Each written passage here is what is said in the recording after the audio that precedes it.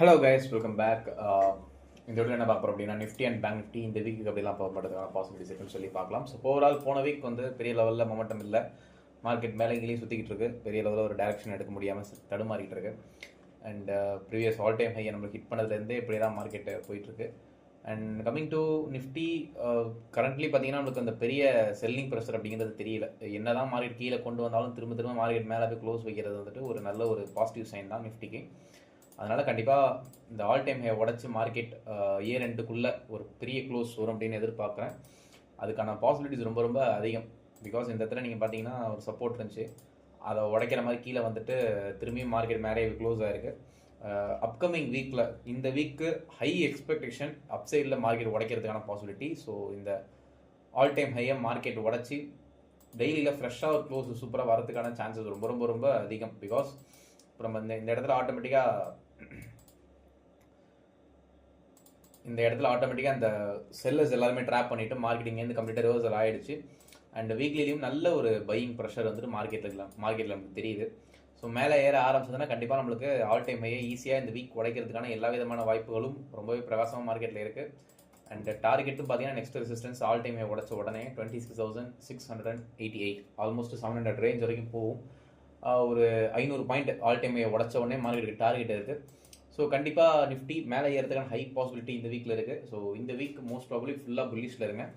Chances ரொம்ப அதிகம். Again இந்த லோவை பிரேக் ஆகாத வரைக்கும், ஸோ எந்த லோ அப்படின்னா இந்த லோ திரும்பியும் கீழே வராத வரைக்கும் 25,750 பிலோவில் வராத வரைக்கும் செல்லிங் ப்ரெஷர் வராது. எனக்கு தெரிஞ்சு மோஸ்ட்லி இதுக்கப்புறம் இந்த லெவலில் கீழே பிரேக் ஆகாதான் நினைக்கிறேன். மேலே உடைக்கிறதுக்கான சான்சஸ் ரொம்ப அதிகம்.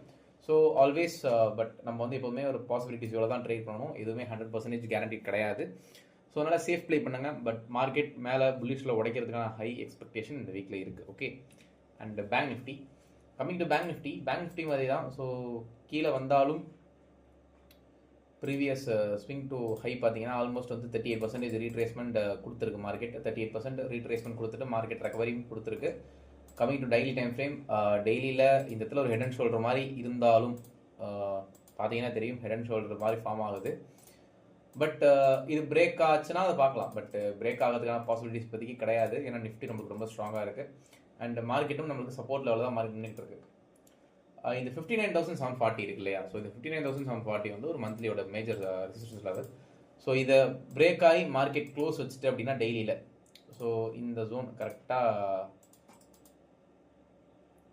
சொல்லணும்னா இந்த லெவலுக்கு கீழே, அதாவது இந்த ஜோனை உடைக்காமல் மார்க்கெட் வந்து அப்சைடில் 59,900 இந்த ரேஞ்சை உடச்சி மார்க்கெட் டெய்லியில் க்ளோஸ் வச்சிச்சு அப்படின்னா கண்டிப்பாக பேங்க் நிஃப்டியில் ஒரு பெரிய மொமெண்டம் அப்சைடில் எக்ஸ்பெக்ட் பண்ணலாம். ஸோ பேங்க் நிஃப்டியும் நம்மளுக்கு ஆல்ரெடி சொன்ன மாதிரி நல்ல ஒரு பெரிய ஒரு வேவ் நோக்கி நவர ஆரம்பிக்கும். நிஃப்டியும் சேர்ந்து இந்த வீக் சப்போர்ட் பண்ண ஆரம்பிக்கும்னு நினைக்கிறேன். பார்க்கலாம். இயர் எண்டில் கண்டிப்பாக நம்மளுக்கு market all time high close வைக்கிறதுக்கான சான்சஸ் ரொம்ப அதிகம். ஸோ ரெடியாக இருங்க. இன்வெஸ்டர்ஸ் ஆல்ரெடி பண்ணியிருந்தீங்கன்னா ஹோல்ட் பண்ணீங்க. பட் இப்போ it's not a current time for investment. Because market at all time high கொஞ்சம் கீழே மேபி ஃபர்தராக நெக்ஸ்ட் 2 months அப்புறம் கீழே நம்மளுக்கு இறங்குதுன்னா கரெக்ஷனில் இன்வெஸ்ட் பண்ணிக்கலாம். ஸோ இப்போதைக்கு ஸ்டே புல்லிஷ். ஓகே. அண்ட் ரிலையன்ஸும் ரிலையன்ஸ் HDFC பேங்க் பார்த்தலாம். ஸோ HDFC பேங்கோட பார்க்க வேணாம். பிகாஸ் வந்து நம்மளுக்கு ஓவரால் சைட்வேஸில் தான் போயிட்டு இருக்கு. பட் ரிலையன்ஸு ஆல்ரெடி ப்ரெடிக்ட் பண்ண மாதிரி 1651 நோக்கி மார்க்கெட் நவுந்துகிட்டு இருக்கு. ரிலையன்ஸ் கமிங் ஜூன் டார்கெட் நம்ம எக்ஸ்பெக்ட் பண்ணலாம். இந்த வீக் ஒரு போட்டுச்சுன்னா இங்கேருந்து நம்மளுக்கு ஒரு 6% நல்ல ஒரு ரேலி எக்ஸ்பெக்ட் பண்ணலாம். பார்க்கலாம் என்ன நடக்குது அப்படின்ட்டு. இந்த வீக் ரிலையன்ஸும் சப்போர்ட் பண்ணுற பட்சத்தில் நிஃப்டி ஈஸியாகவே ஆல் டைம் ஹை பிரேக் ஆகிடும். ஸோ இந்த வீக் ஒரு இன்ட்ரெஸ்டிங் வீக்காக இருக்க போது ஆல் டைம் ஹை பிரேக் ஆகுன்ற எக்ஸ்பெக்டேஷன் ரொம்பவே எனக்கு அதிகமாக இருக்குது. பார்க்கலாம் என்ன நடக்குது அப்படின்ட்டு. ஸோ டெலிகிராமில் ட்ரேட்ஸ் ரொம்ப கொடுக்க முடியல. அண்ட் கொடுத்த ட்ரேட்ஸுமே நிறைய ட்ரேட் ஸ்டாப் லாஸும் அடிச்சிருக்கு. ஸோ மொமெண்டம் ஒரு மாதிரி சொதப்பலாக இருக்குது. ஸ்டாப் லாஸ் அண்டு இப்படி தான் போயிட்டுருக்கு. பட் நான் ஓவரால் புல்லிஷில் தான் இருக்கேன். Stay by side. பார்க்கலாம் என்ன நடக்குது அப்படின்ட்டு. So thank you so much. Hello guys, welcome back. இந்த வீடியோ என்ன பார்க்க